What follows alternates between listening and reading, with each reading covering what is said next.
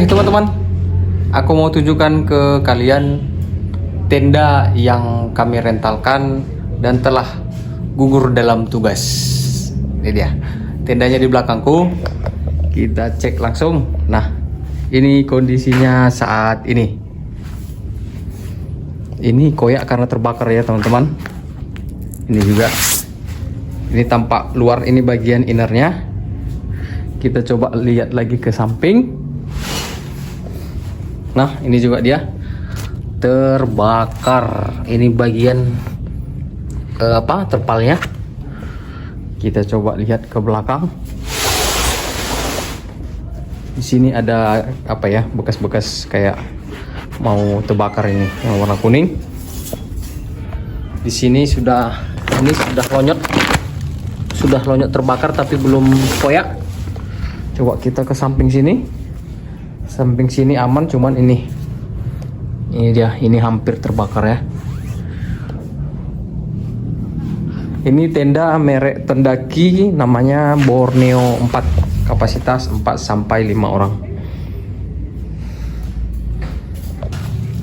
Ini dia teman-teman, kondisi bagian outer, bagian flysheet ya.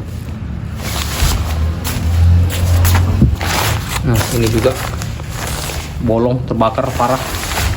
Kita coba lihat ke sini, dan sini juga. Nah, ini juga teman-teman. Jadi ada sekitar 4 titik, atau ini 5 ding kecil. Ada sekitar 5 titik yang bolong, dan ini dia ya.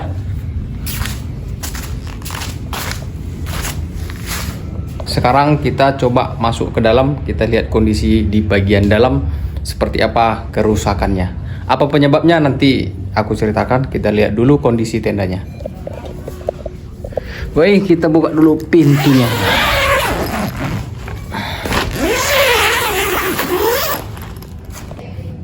Nah, ini dia teman-teman, kondisi di bagian dalam. Wih, parah ya. Parah nih koyaknya. Ini bagian samping. Waduh. Coba kita lihat ke dalam lagi. Sini nggak ada lagi. Samping sini aman. Sini yang lonyot, yang dari luar kita lihat tadi ini. Nah, ini satu lagi. Bagian atasnya sudah berlubang. Beginilah ya kalau kita merentalkan alat dan yang pakai kurang bertanggung jawab, jadinya seperti ini.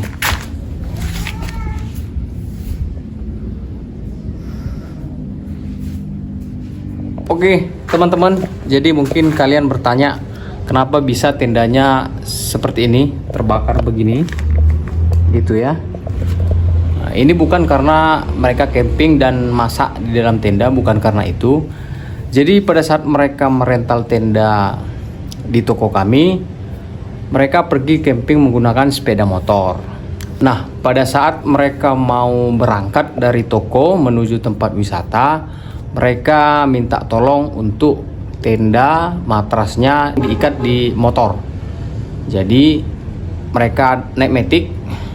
Sebenarnya bisa di depan, cuman karena barang mereka banyak, di depan sudah penuh barang, tas-tas mereka, jadi hanya bisa diikat di bagian belakang yang ada pegangan itu, yang bagian belakang itu hanya bisa diikat di situ. Nah, mereka minta tolong aku yang ikat, dan aku ikat di bagian belakang. Mereka ada 2 sepeda motor, aku ikat di situ. Mereka merental 2 tenda dan 6 matras. Jadi masing-masing sepeda motor membawa 1 tenda dan 3 matras. Begitu juga satu lagi. Jadi aku mengikat tenda dan 3 matras di masing-masing sepeda motor, dan aku ikat di bagian belakang. Setelah selesai aku ikat, mereka berangkat menuju tempat wisata, dan tempat wisatanya cukup jauh dari kota Medan. Nama wisatanya Bukit Holbung yang ada di Samosir, itu perjalanan 6 sampai 7 jam. Jadi mereka berangkat dari toko itu kayaknya siang ya, jam 2 atau jam 3 siang mereka berangkat. Nah, sepanjang perjalanan mungkin sudah 1 jam perjalanan, si yang dibonceng tidak nyaman duduknya di belakang karena ada tenda dan matras. Ya memang naik sepeda motor kalau mau camping ya tentunya kurang nyaman karena banyak barang. Namanya juga camping, pasti banyak barang yang dibawa dan mereka merasa tidak nyaman. Ya, kalau nyaman sebenarnya naik mobil gitu ya, atau naik bus. Jadi karena berdasarkan itu, karena tidak nyaman, akhirnya mereka memutuskan untuk membuka ikatanku tadi yang di bagian belakang tenda dan mengikat di bagian knalpot sepeda motor mereka. Tanpa memikirkan sebab akibatnya, mereka langsung ikat ke bagian bawah pas di knalpot. Jadi tenda ini duduknya di knalpot dan diikat ke sok bagian belakang. Nah, jadi seperti itulah mereka mengikatnya, dibuat di knalpot baru diikat ke sok. Karena kalau diikat ke knalpot tadinya bakal putus karena knalpot panas. Jadi sepertinya tendanya diikat ke sok, bagian sok belakang gitu ya, diikat sama mereka. Jadi tanpa memikirkan apa risikonya, sebenarnya banyak risiko itu diikat di situ tenda ya.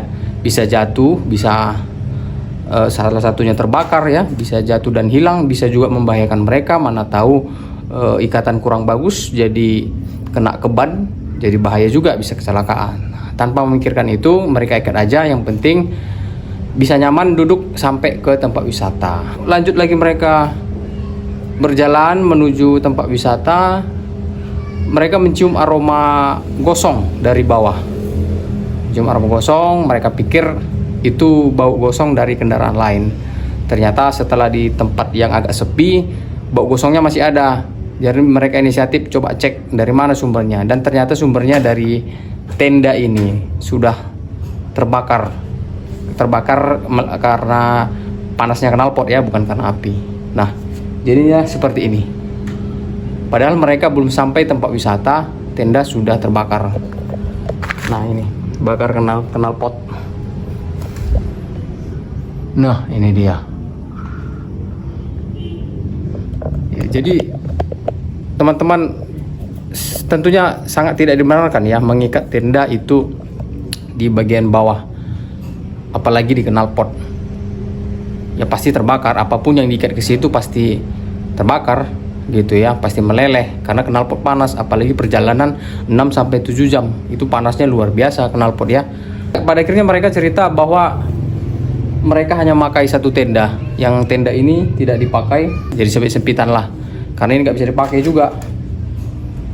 Pas hujan datang bocor karena bagian outernya juga terbakar, bukan hanya bagian inner ini, bagian lapisan luarnya juga sudah bolong-bolong gitu. Jadi solusinya gimana gitu ya, mungkin teman-teman bertanya, jadi solusinya gimana kalau sudah terjadi seperti ini.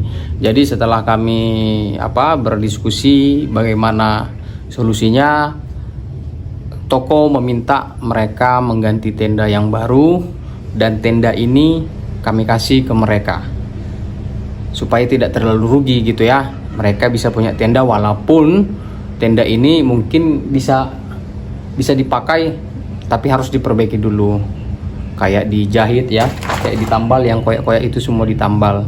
Jadi tidak terlalu rugi, mereka bisa punya tenda, tidak lagi harus merental gitu ya. Jadi ini harus direparasi dengan sebaik mungkin supaya bisa dipakai. Ini masih bisa dipakai tapi direparasi. Kita tidak mungkin merentalkan tenda-tenda yang sudah direparasi atau nampak jahitan segala macam. Pasti konsumen tidak akan mau merental di tempat kita kalau kita merentalkan tenda camping yang sudah nampak jahitannya. Bahkan bagian outernya parahnya, lubangnya ada 4 atau 5 titik nih, dan bagian atas juga yang berlubang. Nah itu kan sangat riskan kalau kita rentalkan, apalagi kalau hujan datang. Itulah solusinya yang kami simpulkan kemarin setelah kami berdiskusi. Jadi ini juga pelajaran untuk kita semua, bagaimana kita kalau merental, kita gunakanlah, kita pakailah alat itu dengan baik. Kita anggap alat itu milik kita sendiri ya teman-teman, supaya tidak jadi hal-hal yang seperti ini. Karena sudah seperti ini, yang rugi yang merental, mereka harus mengganti rugi gitu kan. Jadi pikirkan matang-matang, pikirkan dengan aman semuanya, barang-barang harus safety, dijaga dengan baik gitu, supaya yang merental dan yang memberi rental sama-sama enak, tidak ada yang dirugikan. Semoga video ini bisa membantu teman-teman bahwa tidak baik ketika pergi camping dan mengikat tenda di knalpot. Apapun itu, jangan diikat di knalpot karena pasti membahayakan kalian juga. Oke, semoga video ini bisa menjadi pengalaman untuk kita semua. Thank you.